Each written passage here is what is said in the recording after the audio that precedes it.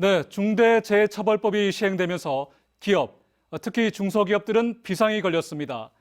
법 시행을 앞두고 실시한 설문조사에서 절반 이상이 법을 따를 수 없다고 했습니다. 또 비용에 부담을 느끼고 있다며 정부 지원 등 대책 마련을 호소하고 있습니다. 한태영 기자가 보도합니다.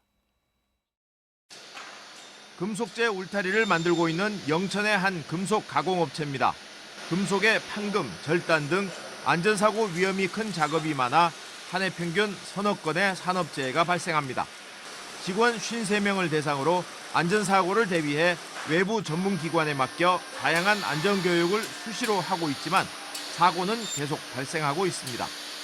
중대재해처벌법이 시행되면 안전보건 전문 인력을 배치해야 합니다. 하지만 경영 여건상 쉽지 않은 실정입니다.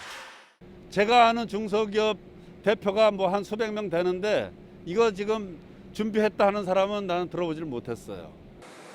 법 취지는 이해하지만 영세한 중소기업의 경우 현장의 어려운 사정을 감안해 법 시행을 미뤄줄 것을 호소하고 있습니다. 사람도 뽑아야 되고 업무 교육도 시켜야 되고 또 그런 것들이 와서 여기 현장에 적용시키려고 그러면 최소한도 1, 2년 이상 시간이 걸리는데 중소기업 중앙회가 법 시행을 앞두고 전국 중소기업 322개사를 대상으로 중대재해처벌법을 따를 수 있는지 물어봤는데 53.7%는 의무사항을 준수할 수 없다고 답했습니다. 특히 종사자 수가 50인 이상 100인 미만의 사업장의 경우 60.7%가 의무사항을 지킬 수 없다고 답했습니다.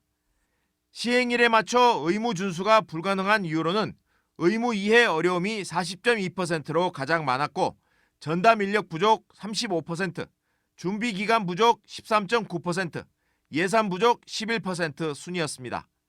영세 사업장의 경우 비용을 감당하기가 쉽지 않을 것으로 보입니다.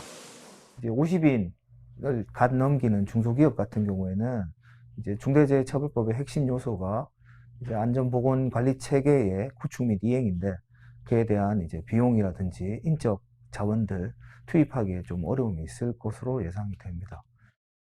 법 제정 취지에는 공감하지만 처벌이 아니라 예방이 목적인 만큼 현장의 의견을 수렴하여 모호한 기준 정비와 면책 규정 마련 등 제도를 보완하고 시설과 전문 인력 등에 대한 예산 지원도 필요합니다.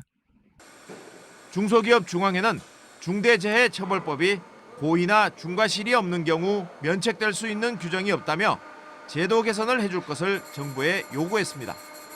MBC 뉴스 한태현입니다.